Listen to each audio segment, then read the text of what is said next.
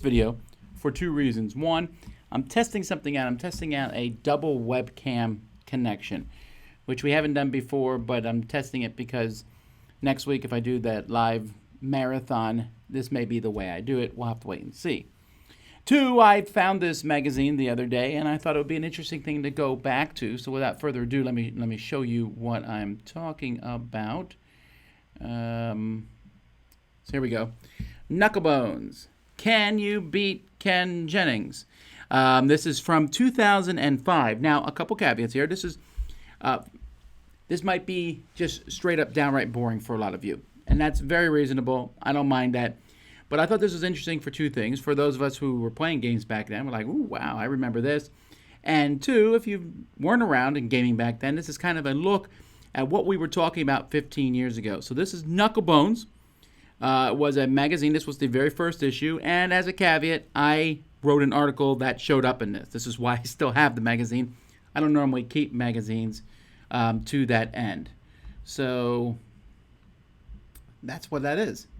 So we're just going to take a look at this. And that's the extent of this video for today. So I just thought it might be an interesting thing to do. And if you don't find it interesting, well, no worries. Other cool videos will be coming out today, I'm sure. Z will be playing a live playthrough of Arkham Horror LCG today at 2 o'clock Eastern Standard Time. All right, so here we go. So in this, okay, to Ken Jennings, who's still fairly relevant today, right? We still know his name 15 years later, but he had just come off, and so there was some new game coming out that paid to sponsor this. So let's see, take a look here at the beginning, and I apologize, there's going to be some glare on these.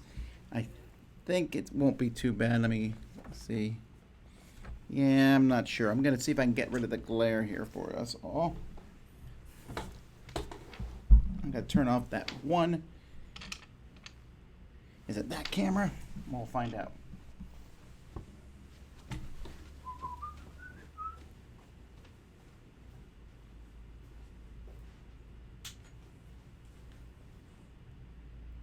Well, I got rid of some of the glare. Not too shabby.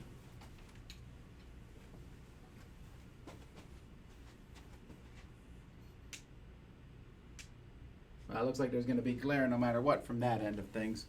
But there you have it.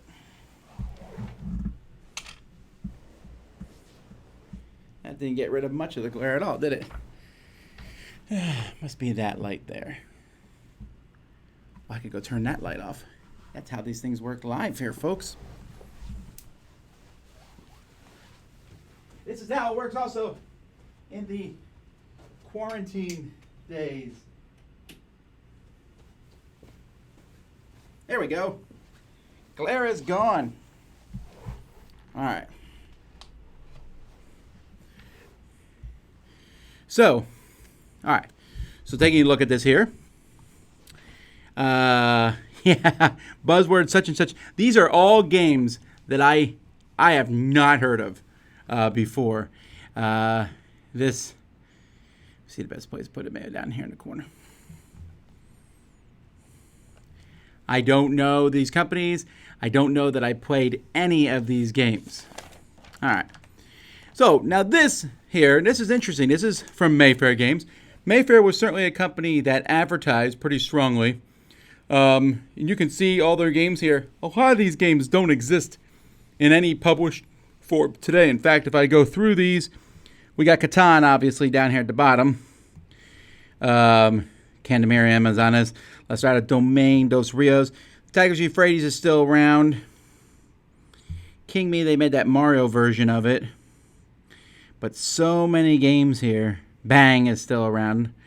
And there's the 1856. Here's the train rail games. A lot of these games, Mayfair itself is not around. But this was kind of a big deal when these came back out. So that's Mayfair, an advertisement. And here's UncleGames.com. I actually should look that one up here on the internet. Let's see if Uncle Games still exists. UncleGames.com. Yeah.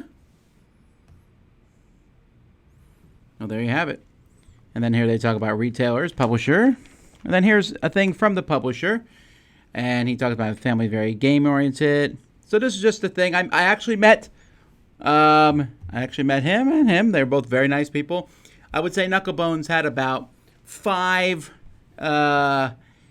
issues. Maybe that might even be too many. We'll have to wait and see. Alrighty, so here's the boardroom. This is from Sarah Peterson. I have not heard from her in a while, and she talked about Nintendo. And then we got some letters to the editor, which is always amazing considering this was the first issue. But people were talking about how they were excited about it. So we saw Keith Levy, Bill Boyd, Jennifer Hepworth, and Herb Levy. All right, now let's go to the actual content of this. So this is kind of fascinating. First of all, we see that Niagara Falls here wins the Spiel des Jahres. So this was news, obviously. Unfortunately, Niagara Falls is probably the worst Spiel des Jahres winner. It's definitely one of the worst winners, in my opinion. It's a okay game at best. Has a neat concept to it. And Robo Rally was re-released. It's really weird to me that it was 15 years ago that Robo Rally came back out. This was big news because it came out in English, but unfortunately, the component quality was not that fantastic.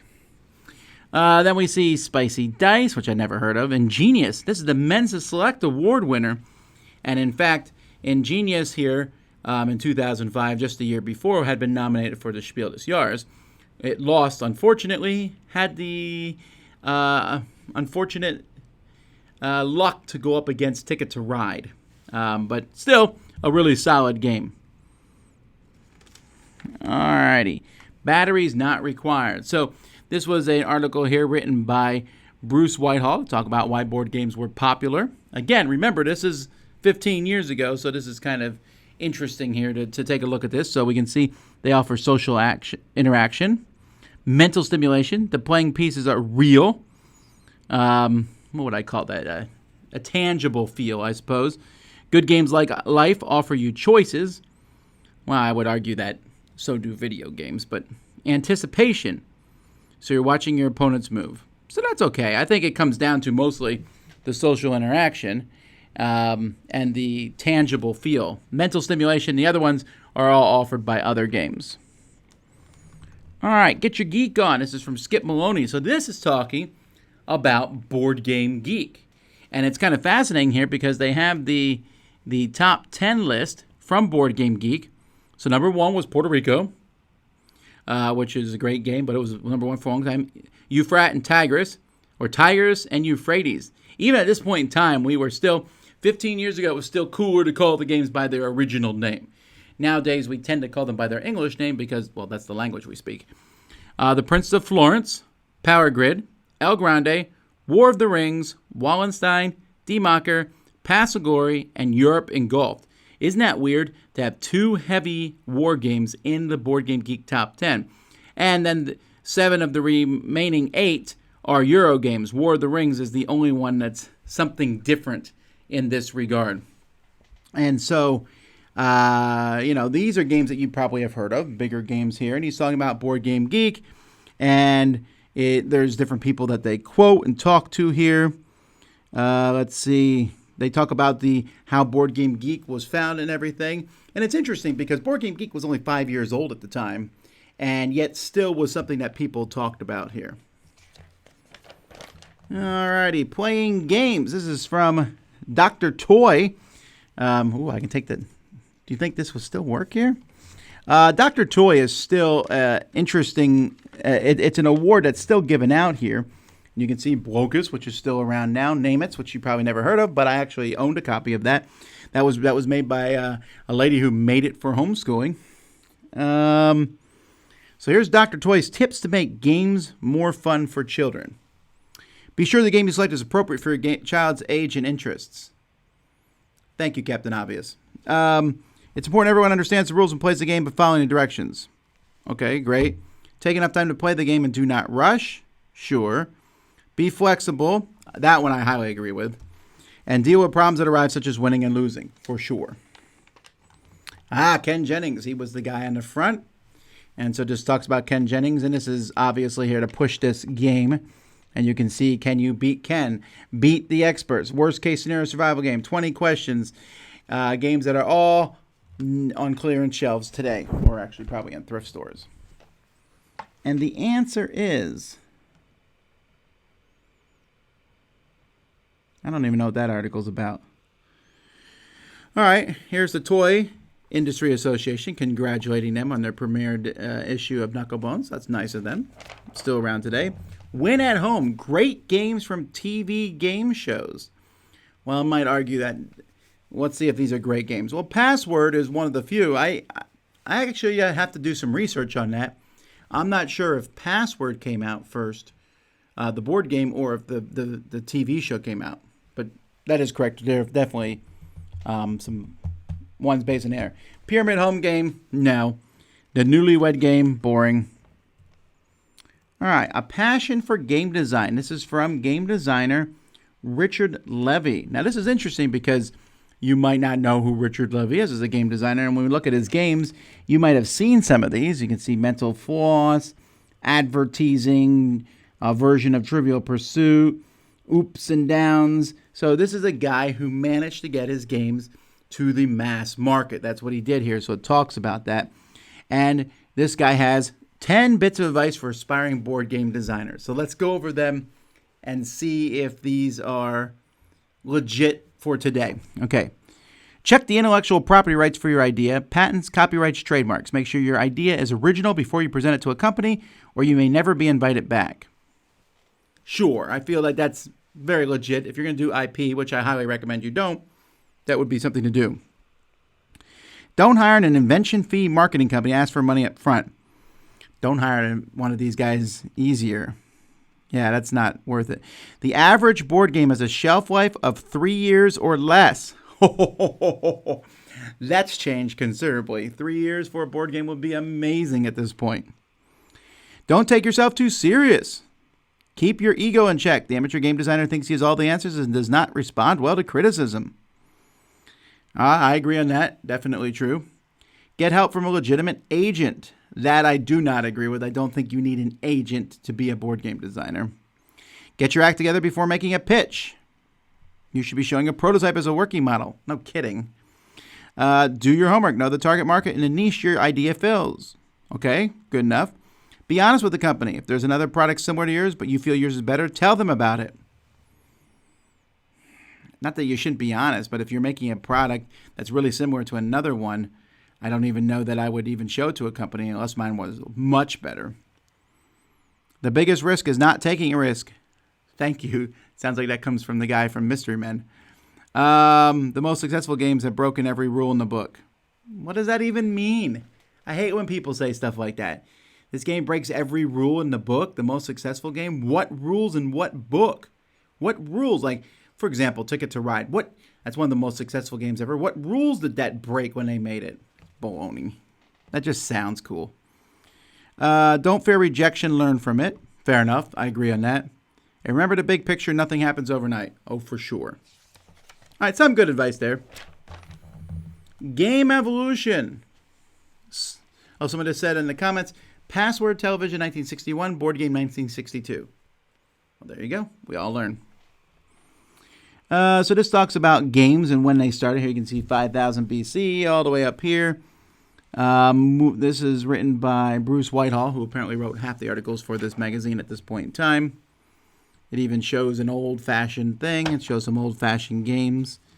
Just going through the history of board games. Not a bad article for a magazine about this sort of thing. And let's see, when we get to the modern stuff, he wrote a lot of... This is a pretty long article here. Let's see what they have down here. Rec Games Board User Group is launched online. Yeah, that's no longer a thing anymore. Hasbro buys Milton Bradley. That was in 84, huh? That's been a long time. Let's see what else he says. Settlers of Catan, sure. Apples to Apples. That's true. I wonder if I should have put Apples to Apples in my top 10 influential games, because Apples to Apples certainly is an influential game. That would have made my top 20. Board Game Geek is founded, and Knucklebone magazine premieres. Well, we have to unfortunately say Knucklebones was not part of the news. All right, here's the article I wrote about Origins 2005, and I talked about cool games I saw, etc., etc. Not that big of a deal. This is an interesting thing here, though. Super add-ons. So this is a company that made these boards that you can put into other games. Now, obviously, they're picking popular games. This one here is for Monopoly, where you can put this board in the middle of a Monopoly board and add it more stuff. I can't remember if they got into legal trouble over this. I don't think so, because they just said that you could use this with Monopoly. Speaking of Monopoly, a game that lives up to its name. This is from W. Eric Martin, who is currently the editor of Board Game News. And so he talks about Monopoly here, which is pretty interesting. It shows that the pieces change. And he talks about Maggie Phillips and the Landlord game and the early years of Monopoly. Eric has always been a fantastic writer, and so this is certainly true. Then John Caulfield, a friend of mine, wrote a thing about house rules for Monopoly, and he talks about common things that people do wrong in Monopoly. Then we got some reviews, because what a magazine here needs reviews, and of course, every magazine should have reviews, and here's one of Ingenious. If you're watching this and you've never played Ingenious, this is a fantastic abstract strategy game. You'll place a tile each turn on the board, and you'll score points based on the lines you can draw from that the connecting pieces, and you want to have your color that you have the fewest points with will eventually be your score. Tossing the Bones. This is about dice. I do love dice. This shows some really old-looking dice. You see, there's more articles in there than advertisement, which of course is going to be the case for a new magazine. Then we got Patchworks. So you may have heard of Patchworks. Patchworks makes a lot of mass market-y style games, but they've done very well over the years. They're trying to log 1 million minutes of play. Well, that's definitely happened nowadays. So here's Knucklebones Spotlight Link. I'm glad to see this here. If you've never played Link, Link is an excellent party game. The way Link works is you are saying words down, and you are trying to link up with somebody else. And in fact, you can see here, they have a bunch of reviewers back from this time. Bill Bowden, Ward Batty, Greg Schlosser, Matt Drake, and Amanda Poliquin. These are people that you would, back in this time frame, were writing a lot of reviews. So that's an interesting thing to see. Here's some other games. Condottiere, which is like on its 4th edition now. I think this is one of the first editions there. Teuton, I can't pronounce that, so I'm not going to try. But this is a fantastic game from Out of the Box Publishing Company out of play. And this is the first game I ever played in which you would zoom as far as you could to take a tile, but then you could never go back. This was the first time I had seen such a thing, and I thought it was pretty neat. King's Cribbage. Reef Encounter. This was a big deal, and I mentioned it in the article I'd written here, that Z-Man had started bringing companies from Europe over, and this was one of the first one from Richard Breese, and this was a really pretty edition of Reef Encounter. And then Nexus Ops. Oh, Nexus Ops. What a great game. Amazonas. Now, this is one of those games that really just did not do well. From Mayfair, just came and was gone. Australia, not too far behind. I believe Australia is from Rio Grande. Ravensburger. I want to say Rio Grande brought this one. Both these games were your typical kind of Euro games that came out at this point in time. We're here and then gone. And Cluzzle. Now, this is an interesting game because this is the first game from North Star Games. So North Star, of course, nowadays is known for Wits and Wagers and Evolution, or Quacks of Quedlinburg. But Cluzzle here is a clay game in which you would form different, basically form shapes, and you wanted people to guess them, but you didn't want them to guess them right away. So you want to make the shapes look decent, but not fantastic. It was a good game, but it didn't do super well. It did extremely well later on when Wits and Wagers was the one that did better. Alrighty, well here you can sign up for Knucklebones. And here's a review of Ticket to Ride. This had just come out 6 months or so before this hand. Very, very popular game. Shadows over Camelot. You can see Days of Wonder was having a good year. And then Andromeda. This is a game that I doubt this will ever be reprinted, but it came with a little, we call it the ashtray. It was a little plastic thing, and you would throw cubes into a pile, and then you would put these cubes underneath this thing, and you would shake it up, and you would pull back until a certain number of cubes came out and you wanted your color to come out. So it was a randomizer of sorts. And it was okay, randomizer. The game itself was okay. You just collected sets of cards. But it was an interesting little game. More ingenious. Enough ingenious here. Oh, here's Rio Grande pushing their game. So let's take a look at what Rio Grande had in 15 years ago. Round the World Mateys Days, which I believe has been picked up by Yellow, at least in Europe. Picomino, which just came out recently, a deluxe version. Manila from Zoc. I remember playing Manila. At that particular Origins, I played Manila so much. Tower of Babel, which is a pretty terrible game. I don't like it. Louis XIV, which is one of the first ones. It's Rudiger Dorn. I don't remember. It got very good reaction from people. Niagara, of course, winning the Spiel des Jahres. Jambo, great two-player game. And Gloria Mundi, which you may not have heard of, but did not get a lot of buzz, was one of the first original Rio Grande games that did not co-publish with somebody else. Some more reviews in here. Games at a glance. I would argue that that's more than a glance, but Ultramare and Merchants of Venus. Ultramare is a small little game. It's a pick-up and delivery game. In fact, if I remember correctly, the box was like this size here. Really tiny pieces. They made a slightly nicer version. I enjoyed it, but I don't know if I would want to play it today just because the pieces don't stand up. And then there's a book here, Monopoly, the story behind the world's best-selling game. Games at a glance, the games we played, the golden age of board and table games. I think I have that book. The Toy and Game Inventor's Handbook by Richard Levy, the same guy that we talked about earlier. Then we have Eric Arneson's Top 10 Essential Games. Now, Eric Arneson was a pretty big deal in board gaming for a while. He still plays board games and such. I just talked to him last year. But he did the board game section of About.com, which no one goes to these days, but for a while was one of my bookmarks. Board Game Geek, Rec Games Board, About.com. I'd see what Eric wrote. So let's see what he says top 10 essential games were back in 2005. Chess. Meh. Settlers of Catan. Okay. Scrabble. Time's Up. That's a good one. Shadows over Camelot. Lost Cities. Seen It. Okay. A lot of people like Seen It, the DVD game. Here he calls it Geschnut. This is no thanks. I don't believe 2005, I think, was the year that Z-Man brought this over to America. I'm pretty sure Zev showed it to me at that Origins. Or he showed me it was coming. He said, you got to play this little game. I played it, and I was like, this is amazing. Heroescape. Sad to see Heroescape gone.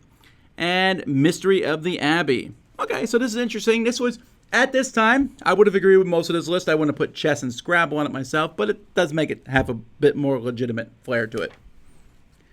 Gaming as Sport. This is from Don Greenwood. Don Greenwood, of course, from Advanced Squad Leader, and also started the World Board Gaming Championships, which is where they play gaming as sports. And I would bet, yep, he talks about World Board Gaming Championship in here. And so he talks about that. I am not a fan of gaming as sport, but I can see why a lot of people enjoy it. Jigsaws. You know, I think Jigsaws is board game adjacent, right? I'm not a big fan of jigsaw puzzles, but I know a lot of people like them. It's really interesting to see these old jigsaw puzzles. Who wrote this article here? Ann Williams. I don't know if I've met her. All right. Bernie DeKoven, Major Fun. Bernie has unfortunately passed away. Stephen Conway now is Major Fun, but he wrote all about games that were just fun and toys and things like that. And here he talks about Apples to Apples, and you can see the Apple Crate Edition. This was such a huge hit for out-of-the-box publishing at this point in time. Then we have Knucklebones Challenge, Orderly Conduct. Below are some popular games of the 20th century, number 1 through 15. Match up the facts. Okay, so you're just trying to... These are fairly... Well, they got a choir on there. So this is a game, and you can send it in and win. Win something. What would you win? 12 games from Patch Products. All right, then we just have a crossword puzzle, which you can see I never did. Then some other puzzles. Sudoku was really popular at this point in time. Here's how to play. Oh, that's interesting. Okay, so it's a way to play a game about where to put things. Fish tank, who, what, where, when. The games people play. All right, this is from Bruce Whitehall, and he is interviewing Carol Monica. She opened a game store in Cambridge. Oh, that's actually the name of the store, the games people play. It's a destination, so I interviewed her. So let's see some of these questions here and see how they might differ from it is now.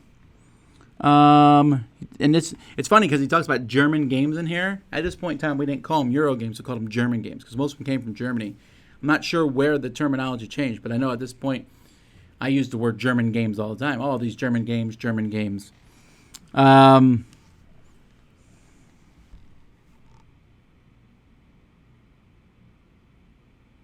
like this. She says, there's a sign I always wanted to print and put in my window, but never did. The store to shop for, but not with children. But don't print that. And then they say, I have to. It's too good. All right. Well, I don't know if I would have printed that either myself. What are some of the best-selling mass market games? Risk, Star Wars, HeroScape, Super Scrabble, Othello, Balderdash, and Uno.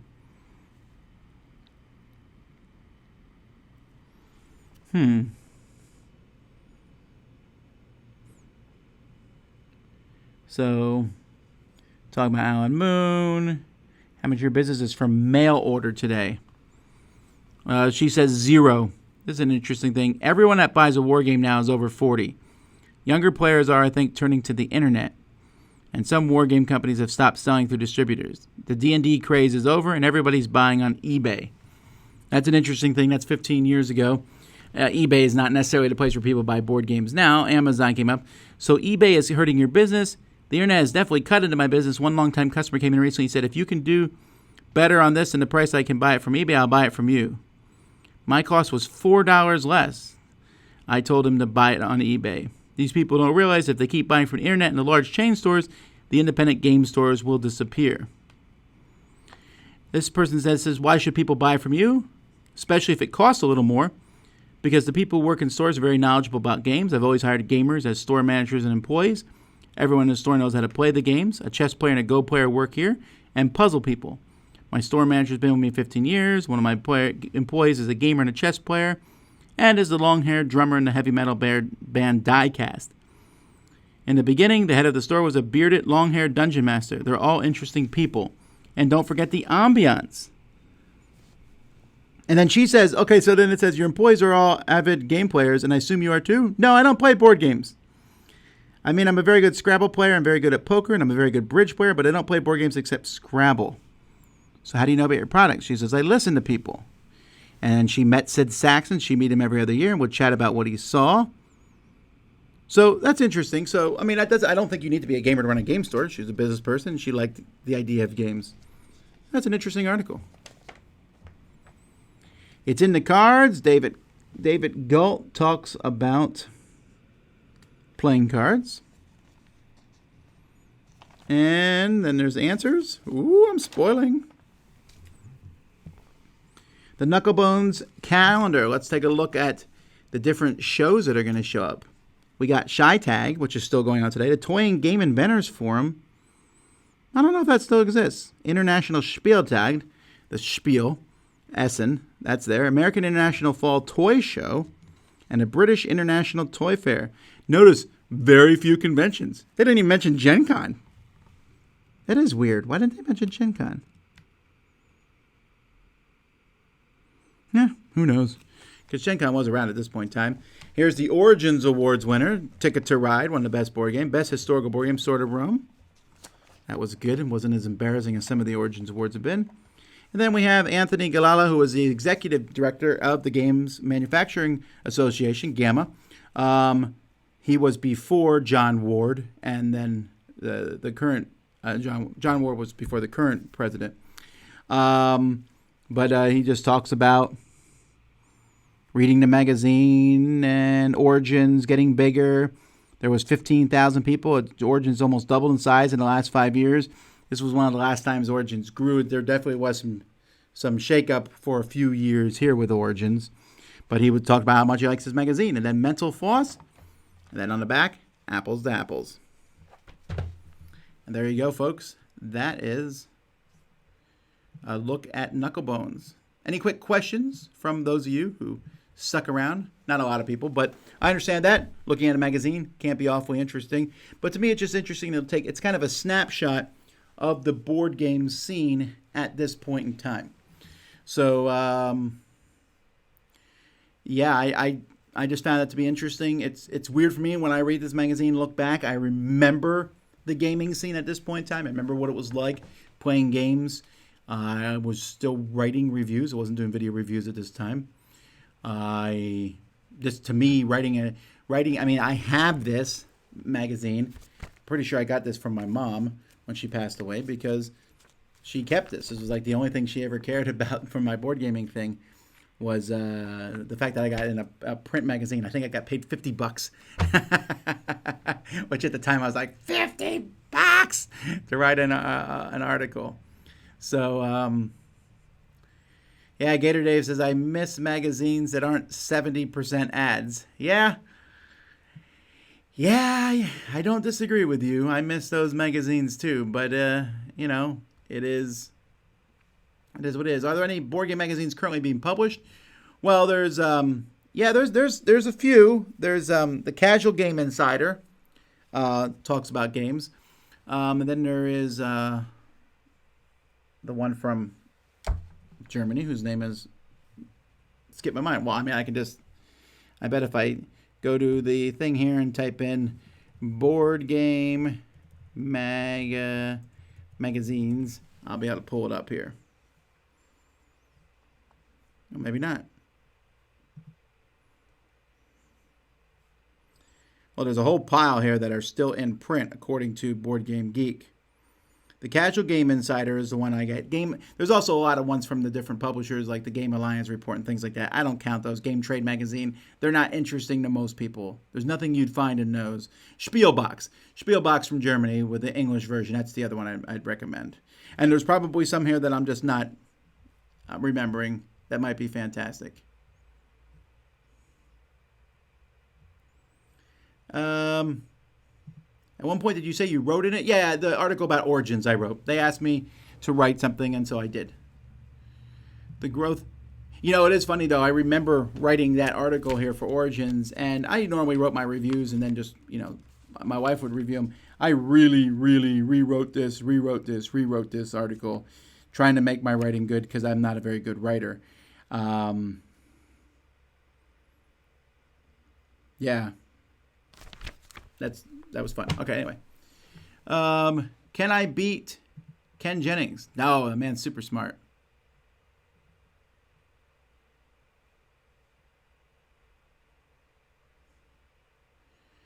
I wonder in 2005 how many board games were ranked on Board Game Geek. Yeah, that's a good question. I wouldn't know. I'd have to go back and look at a Wayback Machine, I guess.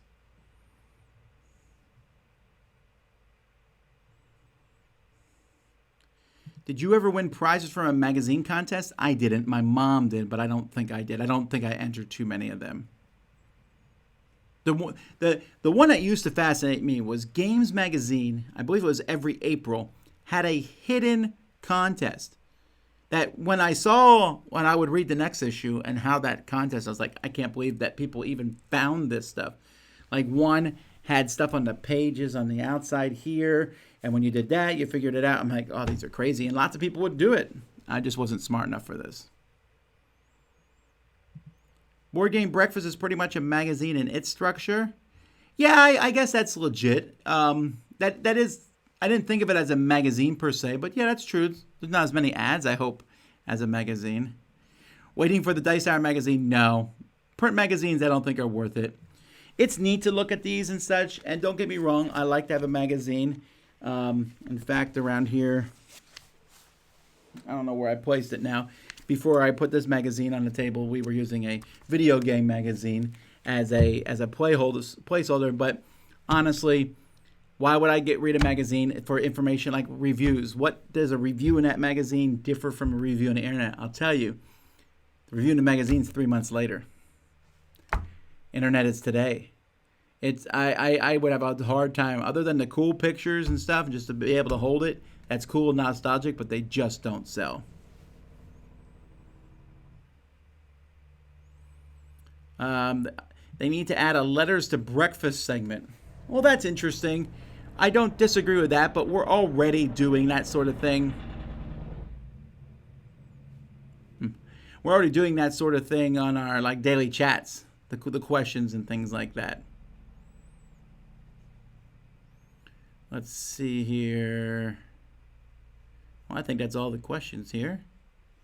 So I guess we'll end this here then. So folks, this was just a little short video, and I appreciate you coming in. I was just, again, mostly testing out to see how it worked with the double cameras. Not completely happy with it, with the lighting and all that stuff, but I'll mess with it a little bit more and see what we can find out and see if we can get better at it. Speaking of new things, Z is starting up a solo thing today at 2 o'clock, so I hope you come by and see that. And then I'll be back on the channel tonight at 9 p.m. Eastern Standard Time for our evening daily chat. Tonight, we'll be talking to Joe Stedman. So all that stuff's going on. Once again, folks, thanks so much for watching. I hope you have a fantastic day. Stay safe. Have fun. We'll see y'all next time.